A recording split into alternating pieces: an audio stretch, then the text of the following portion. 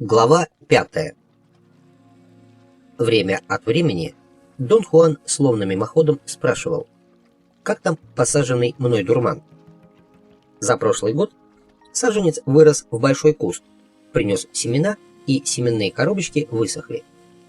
Наконец Дон Хуан, видимо, решил, что для меня пришло время узнать о траве дьявола побольше. Воскресенье, 27 января 1963 года. Сегодня я получил от Дона Хуана предварительную информацию по поводу второй порции, которая составляет следующий этап в традиционном обучении. По его словам, только с нее начинается настоящее ученичество. В сравнении с ней первая – детская забава. Вторая порция должна быть освоена в совершенстве. Ее надлежит принять, сказал Дон Хуан, по крайней мере раз 20, прежде чем приступать к третьей. Я спросил, что дает вторая порция. Ее используют для видения. С ее помощью человек может переноситься по воздуху и видеть все, что пожелает. Неужели человек действительно может летать по воздуху, Дон Хуан? Почему же нет? Я уже говорил тебе, трава дьявола для тех, кто ищет силу. Тот, кто освоил вторую порцию, может с помощью травы дьявола делать невообразимые вещи, чтобы получить еще больше силы. Ну, например, какие вещи, Дон Хуан? Этого я не могу сказать, у каждого по-разному. Понедельник, 28 января 1963 года. Дон Хуан сказал: если второй этап окажется для тебя успешным, то я смогу показать тебе еще только один. Лично я в процессе обучения понял, что трава дьявола не для меня, и решил оставить ее путь. Что привело тебя к этому решению? Трава дьявола едва не убивала меня каждый раз, когда я использовал ее. Однажды мне было так плохо, что я подумал, со мной все кончено. Но все же выкарабкался. Что, был какой-то особый способ этого избежать? Да, есть один способ. Это что, заклинание, процедура или что-нибудь еще? Это способ хватания вещей. Например, когда я учился знанию о траве дьявола, я был слишком жаден и нетерпелив. Я хватался за вещи, как дети хватаются за сладости. Трава дьявола – это лишь один из миллионов путей. Да и все что угодно, лишь один путь из миллиона возможных. Поэтому ты всегда должен помнить, что путь – это только путь. Если ты чувствуешь, что он тебе не по душе, ты должен оставить его, любой ценой. Чтобы овладеть такой ясностью, ты должен вести правильную жизнь. Только при этом условии ты будешь знать, что любой путь – это всего лишь путь, и ничто не мешает ни тебе самому, ни кому-то другому оставить его, если сделать это велит тебе твое сердце. Но предупреждаю, твое решение должно быть свободно от страха и честолюбия. Смотри на любой путь прямо и без колебаний. Испытай его столько раз, сколько найдешь нужным. Затем задай себе и только самому себе один вопрос. Этот вопрос задают лишь очень старые люди. Мой бенефактор задал мне его однажды, когда я был молод, но понять мне его тогда помешала слишком горячая кровь. Теперь я его понимаю. Я задам этот вопрос тебе. Имеет ли твой путь сердце? Все пути одинаковы. Они ведут в никуда. Они ведут через кусты или в кусты. Я могу сказать, что в своей жизни прошел длинные-длинные пути, но я не нахожусь нигде. Таков смысл вопроса, который задал мой бенефактор. Есть ли у этого пути сердце? Если есть, то это хороший путь. Если нет, то от него никакого толку. Оба пути ведут в никуда, но у одного есть сердце, а у другого нет. Один путь делает путешествие по нему радостным. Сколько ни странствуешь, ты и твой путь нераздельны. Другой путь заставит тебя проклинать свою жизнь. Один путь дает тебе силы, другой уничтожает тебя. Воскресенье, 21 апреля 1963 года. Во вторник днем, 16 апреля, я отправился с Доном Хуаном в горы, туда, где рос его дурман. Он велел подождать в машине. Вернулся Дон Хуан почти через 3 часа с завернутым в красную тряпку свертком. Когда мы поехали назад, он сказал, указывая на сверток, что это его последний дар мне. Я спросил, не значит ли это, что он больше не будет меня учить. Он объяснил, что имел в виду только то, что у меня теперь есть свое созревшее растение, и в его растениях я больше не нуждаюсь. Вечером мы уселись в его комнате, он вытащил хорошо обработанную каменную ступку и пестик. Чаша ступки была примерно 6 дюймов в диаметре. Развернув большой сверток, полный мешочков поменьше, он отобрал из них 2 и положил рядом со мной на циновку. Затем добавил к ним еще 4 свертка такого же размера из узла, который мы привезли. Он сказал, что это семена, и что я должен растереть их в мелкий порошок. Дон Хуан сам развернул первый мешочек и часть его содержимого отсыпал в ступку. Семена были сухие и круглые, по цвету напоминающие желтую карамель. Я начал работать пестиком. Спустя несколько минут он меня поправил, сказав, что нужно не толочь по дну, а вращать пестиком от одного края к другому, по всему диаметру. Я спросил, что он собирается делать с тем, что получится, но он промолчал. Первая порция семян оказалась слишком твердой. Чтобы их размолоть, мне понадобилось часа 4. От позы, в которой я сидел, болела спина. Я лег и хотел тут же уснуть, но Дон Хуан открыл следующий мешочек и отсыпал из него в ступку. Эти семена были темнее и слипались между собой. То, что осталось в пакете, напоминало порошок из крохотных круглых темных зерен.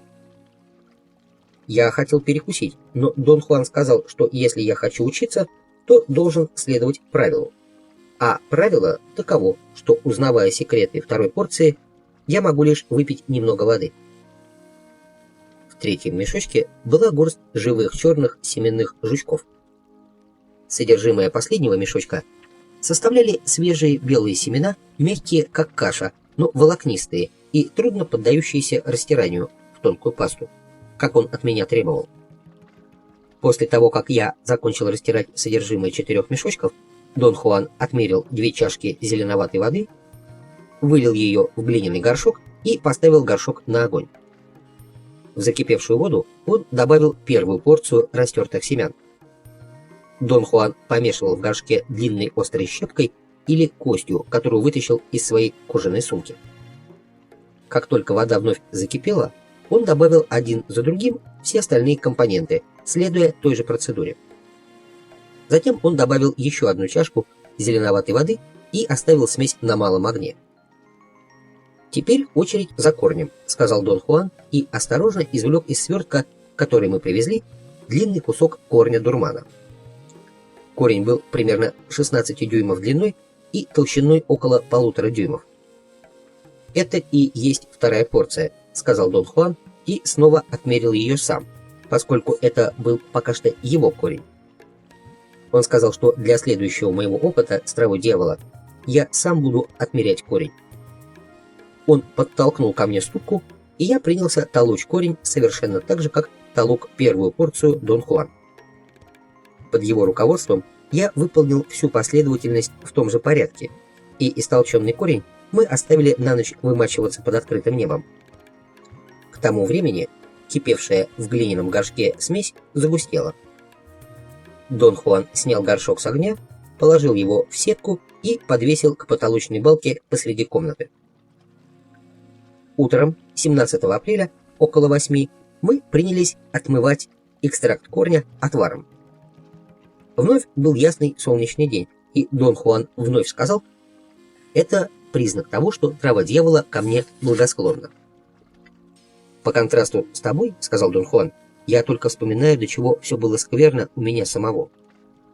Процедура промывания экстракта была в точности такой же, какую я наблюдал при изготовлении первой порции. К вечеру, когда мы слили воду в 8-й раз, на дне чашки осталась ложка желтоватой субстанции. Мы вернулись к нему в комнату, где еще оставались 2 мешочка, которые Дон Хуан пока не трогал. Он открыл один из них, сунул в него руку а другой рукой обернул края мешочка вокруг запястья. Он, похоже, ухватил что-то, судя по тому, как двигалась его рука в мешке. Внезапно он быстрым движением скинул мешок с руки, вывернув его как перчатку, и поднес руку к моим глазам. В руке была ящерица. Ее голова была от моих глаз всего в нескольких дюймах. С пастью ящерицы было что-то странное. Секунду я смотрел и тут же невольно отпрянул. Пасть была зашита грубыми стежками. Дон Хуан приказал мне взять ящерицу левой рукой и держать покрепче. Я сжал ее. Хвост обвился вокруг ладоней, я почувствовал тошноту. Ладони сразу вспотели. Он взял последний мешочек и, повторив те же движения, извлек другую ящерицу. У этой были сшиты веки. Ее он велел мне держать в правой руке. Когда обе ящерицы оказались у меня в руках, я был близок к обмороку. Я почувствовал непреодолимое желание бросить ящериц и бежать отсюда. «Смотри, не задави», — приказал он, и его голос вернул меня к действительности. Он спросил, что со мной такое. Хотя лицо его оставалось серьезным, было видно, что он с трудом удерживается от смеха. Я хотел было облегчить хватку, но ладони так вспотели, что ящерицы начали выскальзывать. Их острые коготки царапали кожу, вызывая омерзение и тошноту. Я зажмурился и стиснул зубы. Одна из ящериц уже почти выползла мне на запястье. Чтобы удрать, ей оставалось только протиснуть голову сквозь пальцы. Я чувствовал непреодолимое физическое отвращение, близкое к отчаянию. Я прорычал сквозь зубы, чтобы он убрал от меня мерзких тварей. У меня начала трястись голова. Он посмотрел на меня с невинным любопытством. Я рычал и топтался, как медведь. Наконец он выхватил ящериц, сунул их обратно и принялся хохотать. Я тоже хотел было засмеяться, но желудок у меня свело, и я лег. Я начал оправдываться, что, мол, все это из-за острых коготков ящериц, царапавших ладони. Он сказал, что существует множество вещей, способных свести с ума, в особенности, если у тебя нет решимости, нет устремленности, необходимой для обучения.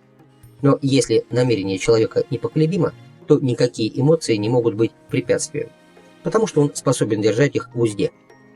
Дон Хуан переждал, а затем в той же последовательности вновь вручил мне ящериц. Он приказал держать их головами вверх и мягко поглаживать ими виски, точно спрашивая у них все, что я хотел бы узнать. Сначала я не понял, чего он от меня хочет. Он вновь велел задать ящерицам любой вопрос, на который сам я не могу ответить. Он привел целый ряд примеров. Я могу узнать о людях, которых обычно не вижу, или о пропавших вещах, или о местах, где я не бывал. Тут я понял, что он говорит о ясновидении. Меня охватило сильное возбуждение, сердце заколотилось. Я почувствовал, что у меня перехватывает дыхание. Он предупредил, что в первый раз нельзя спрашивать ни о чем личном. Лучше думать о чем-нибудь, что не имеет ко мне отношения. Думать нужно быстро и отчетливо, потому что эти мысли потом не будет возможности исправить. Я стал лихорадочно придумывать, чтобы такое узнать. Дон Хуан торопил меня, и я в растерянности обнаружил, что в голову не приходит ничего стоящего. После мучительно долгого поиска я все же нашел один вопрос. Когда-то из читального зала кто-то украл кучу книг. Это не был личный вопрос, но он меня интересовал. У меня не было никаких догадок или предположений относительно того или тех, кто взял книги. Я погладил ящерицам виски, спрашивая, кто был вором. Немного погодя, Дон Хуан убрал ящериц в мешки и объяснил, что с корнем и пастой никаких особых секретов нет. Пасту готовят, чтобы дать направление. Корень приносит ясность. Настоящая тайна – ящерица. Они и есть самое главное во всем колдовстве со второй порцией. Я спросил, они что, какие-то особенные? Да, ответил он. Они должны быть из той местности, где растет твое личное растение. Они должны быть твоими друзьями. А чтобы подружиться, нужно сначала долго за ними ухаживать, приносить им пищу и говорить добрые слова. Я спросил, почему так важна их дружба? Ящерицы, ответил он, позволяют себя поймать только тому, кого они знают. И любой, кто всерьез воспринимает траву дьявола, ящериц тоже должен воспринимать всерьез. Ловить их, как правило, следует только тогда, когда паста и корень уже готовы, и обязательно в конце дня. «Если ты не очень дружен с ящерицами, — сказал он, — то на попытки поймать их, причем безуспешные, может уйти несколько дней, а паста хранится только один день». Затем он дал мне подробные инструкции относительно того, что делать с пойманными ящерицами. Когда поймаешь ящериц, посади их в отдельные мешочки. Потом возьми первую и поговори с ней. Попроси прощения, что причиняешь ей боль, и попроси тебе помочь. И деревянной иглой зашей ей пасть. Для этого используй шип растения чоя и волокно агавы. Стежки стягивай туго. Потом то же самое скажи второй ящерице и зашей ей веки. К ночи все должно быть готово. Возьми ящерицу с зашитой пастью и объясни ей, что ты хочешь узнать. Попроси ее пойти и посмотреть за тебя. Скажи ей, что ты был вынужден зашить ей пасть, чтобы она спешила назад к тебе и по дороге ничего никому не рассказывала. Окуни ее в пасту после того, как помажешь ей голову, и опусти на землю. Если она побежит в сторону твоей удачи, то колдовство будет успешным и легким. Если она побежит в противоположную сторону, то колдовство не получится. Если ящерица пойдет к тебе на юг, то можно ожидать особой удачи. Но если будет убегать от тебя на север, то колдовство будет ужасно трудным. Ты можешь даже погибнуть.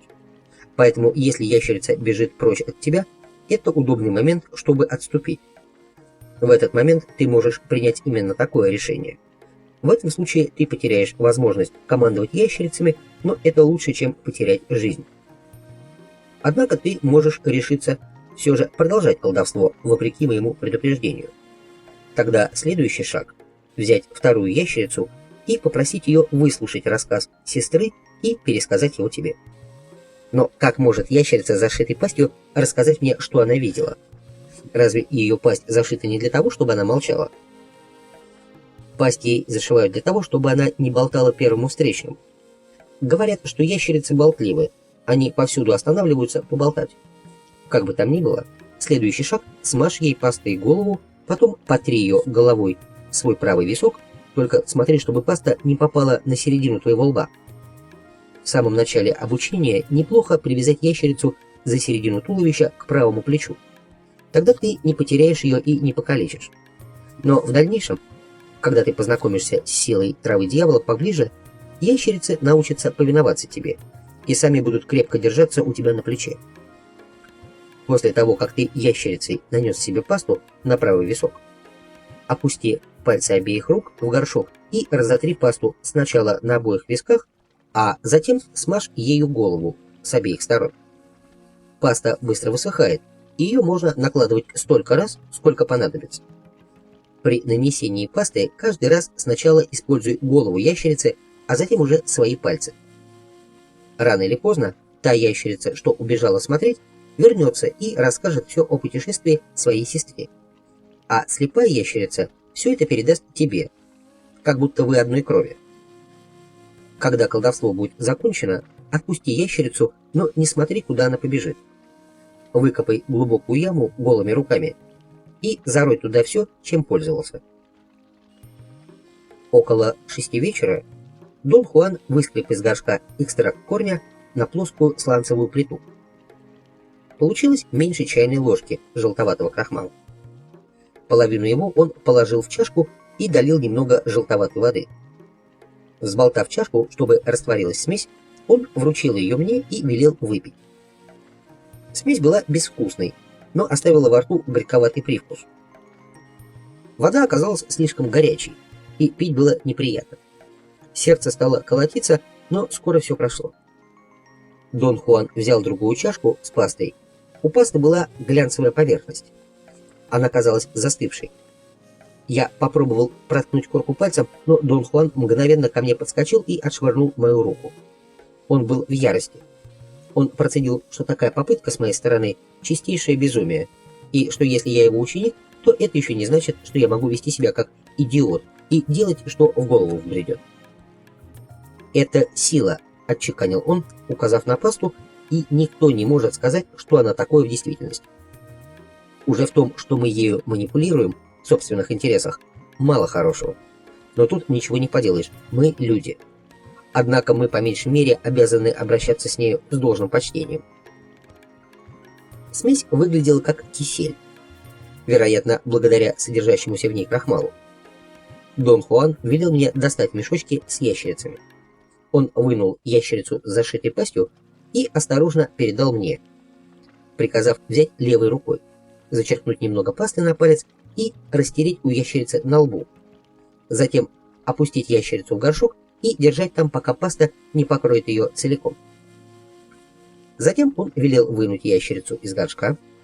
Взяв горшок, он повел меня к скалам неподалеку от дома. Дон Хуан указал на большую скалу и велел сесть перед ней, как если бы это был мой куст дурмана. Держа ящерицу перед глазами, я должен был вновь объяснить ей, что именно я хочу знать, и попросить ее пойти и найти для меня ответ.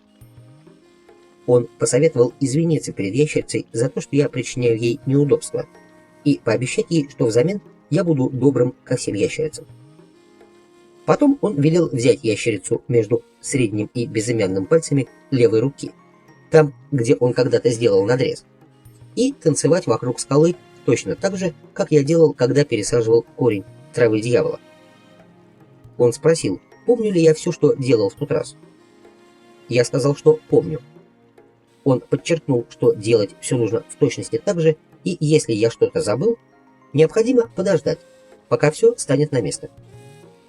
Он особенно предупредил меня, что если я буду спешить и действовать необдуманно, то могу здорово себе навредить. Напоследок я должен был положить ящерицу с зашитой пастью на землю и следить, куда она побежит, чтобы предугадать исход волшебства. Он сказал, что я ни на секунду не должен отрывать глаз от ящерицы, потому что у ящериц обычный трюк — усыпить внимание и юркнуть неизвестно куда. Еще не совсем стемнело. Дон Хуан взглянул на небо. «Ну, оставайся», — сказал он и ушел. Я выполнил все его указания, затем положил ящерицу на землю. Ящерица неподвижно стояла там, где я ее оставил, затем посмотрела на меня, побежала к скалам на востоке и скрылась. Я сел на землю перед скалой, как перед своим растением дурмана. Меня охватила глубокая печаль. Я думал о ящерице с зашитой пастью, о ее странном путешествии и о том, как она взглянула на меня перед тем, как убежать. Это была болезненная и неотвязная проекция. В определенном смысле я тоже был ящерицей, совершающей странное путешествие. Может быть, моя судьба состояла единственно в том, чтобы видеть, и о том, что я вижу, мне, возможно, никогда никому не удастся рассказать. Уже совсем стемнело. Я с трудом различал скалы перед собой. Мне вспомнились слова Дона Хуана. Сумерки — это трещина между мирами. После долгих колебаний я приступил к выполнению предписаний. Паста, хоть и выглядела как кисель, на ощупь была очень скользкой и холодной, с необычайно острым запахом. Она быстро высыхала на холодеющей коже. Я натер виски 11 раз, не заметив никакого эффекта. Я тщательнейшим образом старался не пропустить ни малейшего изменения в восприятии или, скажем, в своем настроении, потому что даже не знал, чего ждать. К слову сказать, я до сих пор не понимал, в чем суть опыта. Паста высохла и стянула виски. Я собирался нанести на них еще пасты и вдруг обнаружил, что сижу на пятках по-японски. До этого я сидел, скрестив ноги, и, хорошо помню, не менял положение. Прошло какое-то время, прежде чем я сообразил, что сижу на полу под чем-то вроде свода с высокими арками. Мне показалось, что арки кирпичные, но, присмотревшись, я увидел, что они из камня. Этот переход произошел так внезапно, что застал меня врасплох. Восприятие элементов видения было рассеянным, как во сне. Однако компоненты не изменялись. Они оставались постоянными. Я мог останавливаться взглядом на любом из них и буквально обследовать его. В отличие от пиетного, видение не было слишком ясным и реальным. Оно было как бы затуманенным, благодаря чрезвычайно приятным пастельным тонам. Я попытался встать и тут же обнаружил, что уже куда-то перенесся. Это была лестница. На самом ее верху стоял я, а внизу одна моя знакомая. Ее глаза лихорадочно блестели. В них светилось безумие. Она так громко смеялась, что, казалось, сама была этим испугана. Она начала подниматься по лестнице. Мне хотелось убежать, скрыться, потому что я знал, недавно она разбилась на мотоцикле. Я укрылся за колонной, и моя знакомая, не заметив меня, прошла мимо. «Сейчас она отправляется в далекое путешествие», — подумал я. Последней мыслью, которую я запомнил, было «она смеется всякий раз, когда должна разбиться». Внезапно картина стала очень ясной и совершенно не похожей на сон. Это была как бы обычная сцена из жизни, но я видел ее словно через оконное стекло. Я попробовал коснуться колонны, однако ощутил только, что не могу пошевелиться. В тот миг я точно знал, что могу оставаться здесь и наблюдать за происходящим сколько захочу. Я был внутри этой картины и все же не был ее частью. На меня нахлынул поток противоречивых мыслей и логических построений. Насколько я мог судить, я был в обычном трезвом сознании, каждый элемент восприятия был на своем месте, и все же я знал, что это необычное состояние. Картина резко изменилась. Ночь. Я в поле какого-то здания. Темнота внутри здания позволила мне понять, что предыдущая сцена была залита ярким солнечным светом. Однако ранее солнечное освещение было так естественно, что я его не заметил. Всмотревшись, я увидел молодого человека, который выходил из комнаты, неся на плечах большой рюкзак. Я не знал, кто он такой, хотя где-то его видел. Он прошел мимо и стал спускаться по лестнице. К этому времени я забыл о своей первоначальной цели и о своей печали. «Кто этот парень?» – подумал я. «Почему я его вижу?» Картина вновь изменилась, и я увидел, как молодой человек выкладывает книги. Он склеивал некоторые страницы, стирал надписи и тому подобное. Затем я увидел, как он аккуратно расставляет книги в шкафу. В комнате было много полок и шкафов. Происходило это, видимо, в хранилище. Другие картины приходили мне в голову, но не такие ясные. Сцена затуманилась. Я ощутил вращение и очнулся. Дон Хуан тряс меня за плечи. Потом он помог мне встать, и мы пошли к его дому. С того момента, как я стал растирать пасту на висках, прошло 3,5 часа, но видения не могли длиться более 10 минут. Я не испытывал никаких неприятных ощущений, просто был голоден и хотел спать. Четверг, 18 апреля 1963 года. Вчера ночью Дон Хуан потребовал, чтобы я рассказал ему все, что видел.